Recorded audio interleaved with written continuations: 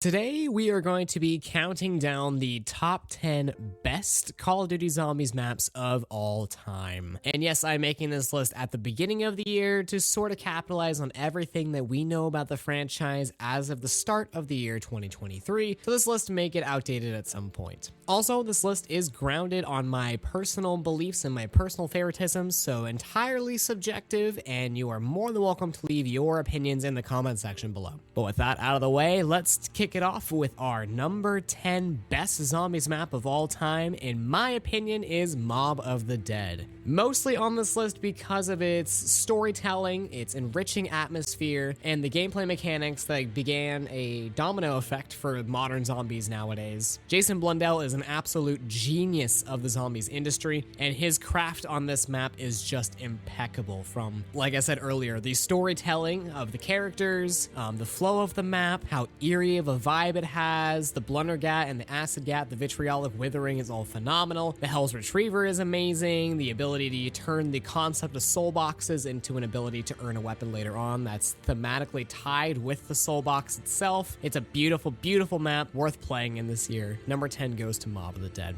At number 9, we have Garad Crovey, and my, do I need to say anything else besides dragons? This map introduced dragons, and I feel like at this point in time, the Zombies franchise has just shot up to another level, and at some point, we knew we were going to expect the introduction of dragons. We didn't realize this was going to be the scale we were going to get. Dragons breathing fire on the map throughout the entire duration of the game. You fly dragons to Pack-a-Punch. You're able to get the Siegfried. You're able to get the Gauntlets, which is just a dragon that sits on your forearm and breathes fire. And then at the end of the Easter egg, you get to fight a dragon. This map was just kicked up to 11 on all cylinders. A wonderful layout of the map. The Mark IIIs are so fun to do. The Easter egg is challenging. It's enriching. It's a great for storytelling for Nikolai. In my opinion, it goes perfectly as the number 9 on this spot. At number 8, we have the Giant. I put the Giant on there because I am a huge Black Ops 3 fanboy, but Dries did so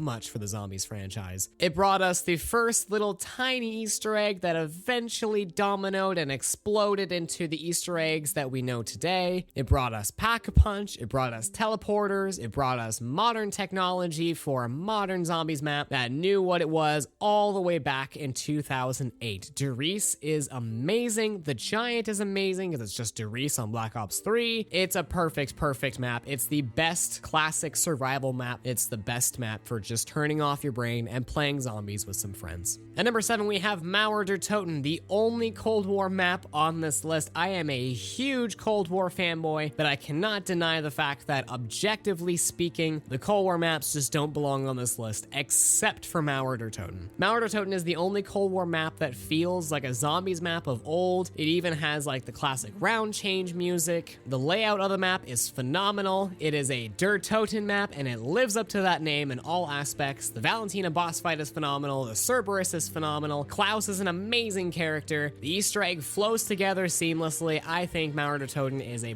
bona fide banger map. At number 6, we have Buried. Yes, potentially one of the easiest zombies map of all time, and it is Jimmy Zielinski's final zombies map, a final love letter to the zombies community, because I'm concerned that that man actually hated us, but in this map, he showed that he actually loved us. Leroy is a perfect addition to the map and a perfect utility for map knowledge, as based on the amount of things you know how to get him to do, he can make this map exponentially easier for you, for holding crawlers, for helping you with the zombies, opening areas, holding the mystery box. There are so many things that Leroy can do for you, and it drives replayability for you to master all of the things that Leroy can grant for you. Doesn't even factor in the buildables on the map, Paralyzer, Vulture's Aid, allowing you to be invisible and give you points and give you ammo, as well as getting free perks from the Witch's House. This map is just a ton of fun through and through. Coming in with our top 5, we have 9. 9 not a 9 because it deserves to be at 5. Best thing about 9, in my opinion, is the atmosphere and the map layout. We got to go to a Roman Colosseum for a zombies map. Not only that, but the map layout was impeccable, tying the perk locations to locations of the map to Easter egg locations was phenomenal. Everything just seemed to make sense in terms of where things are laid out. Not only that, but the special zombies are either Colosseum fighters or tigers. We fought tigers on this map, guys. The map is just impeccable. The Easter egg is impeccable. The Easter egg is challenging. The elephant boss fight is amazing. The only thing that I can think of that wasn't on point with 9 was the Circuit's Kiss. Stylistically, amazing wonder weapon, but utility-wise, it kind of drops the ball. But if that's the only thing that I can think about that's not that good with the map, then it deserves to be at least on the number 5 spot.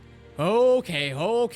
Put your pitchforks down. Number 4, in my opinion, is Blood of the Dead. I know this map gets a very gnarly rap in the community, and I know that I put it 6 spots above Mob of the Dead, but just hear me out. You know that I love the prison. You know I love Alcatraz. You know I love Rebirth. If I put Mob of the Dead and Blood of the Dead in a top 10 spot, and I played Rebirth and Warzone in my spare time, you know I got a lot of admiration for that map. You know I got a lot of admiration for that atmosphere. I love the eerie vibe of the prison. In my opinion, though, Mob of the Dead lacked in Easter egg steps and Easter egg complexity. In my opinion, Mob of the Dead could deserve more playable areas, which was granted with Blood of the Dead. And in my opinion, I don't like the pack-a-punch system of Mob. I don't like flying to the Golden Gate Bridge. I get it. It makes sense thematically for that map, but for Blood, it doesn't. And I'm honestly fine with it. I'm fine with activating the Pack-a-Punch and having it rotate between 3 positions, similarly to what it did in Der Eisendrache. I think there should be a lit-up indicator like Der Eisendrache, but that's beyond the point. I'm not against the shield system. I'm not against the new playable areas. I'm not against the Magma Gat. I'm not against any of these new features brought in with Blood of the Dead, and I actually am not against the complexity of the Easter egg. I like a challenging Easter egg. I play the Dark Souls games. You can see where I'm going with this. I'm fine with an Easter egg that's difficult. I am proud of the fact that I've beaten Blood of the Dead because I can proudly say it is the most difficult Easter egg in Call of Duty Zombies. So I can say both of those things, it makes me like it even more. The only thing that I will say is that I don't think it should be as reliant on the shield, or if you get to the challenge steps, you can activate the challenge without blasting the panel and blasting the orb when your shield only has 4 charges. But otherwise, I think Blood of the Dead's a banger map. Number 3, we have Origins. It's in everyone's top 5. If it's not, then I'm not sure when you started playing zombies. Origins was a banger. This was Jason's Blundell's second map that he made, and boy oh boy, going from Mob of the Dead straight to Origins, this man did not miss in this era. This was his golden era. Rewriting the entire zombies canon to start from Origins, a very fitting name. Introduce the 4 elemental staffs, elemental puzzles to upgrade the staffs, a very expansive map, a very expansive Easter egg. This Easter egg felt like a raid quest when we first did it. Basically, you look at Origins, and Origins built the framework for everything that modern zombies is today. Origins is a banger.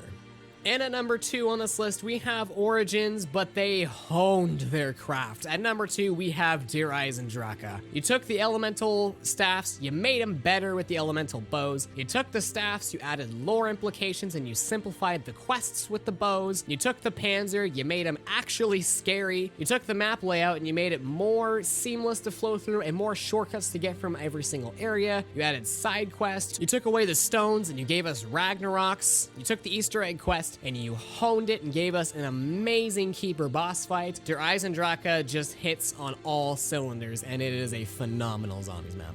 Second only to the greatest zombies map of all time. At number 1, we have Shadows of Evil. This is Treyarch's baby. You know this is Treyarch's baby. They put all of their love and craft and creativity into Shadows of Evil, making this Lovecraftian nightmare beautiful child with Shadows of Evil. You got the Apothecon Sword, you got the Apothecon Servant, you got an amazing Easter egg quest that relies 0 on RNG. It is the perfect speedrun Easter egg, the perfect speedrun one to point at and be proud of your record because it shows you have pure talent on this map. Movement capabilities on BO3 are phenomenal, but they're even better on Shadows of Evil. All the side quests make sense. All the Easter egg steps make sense. Everything leads to everything. Sure, the beginning of the map takes a long time to set up, but once you hone that craft, oh baby, do you feel like you are good at zombies when you're good at Shadows of Evil. If I had to pick one single zombies map to play right now, it's always Shadows of Evil. Always Shadows of Evil. Well, there you have it. There is our list for the top 10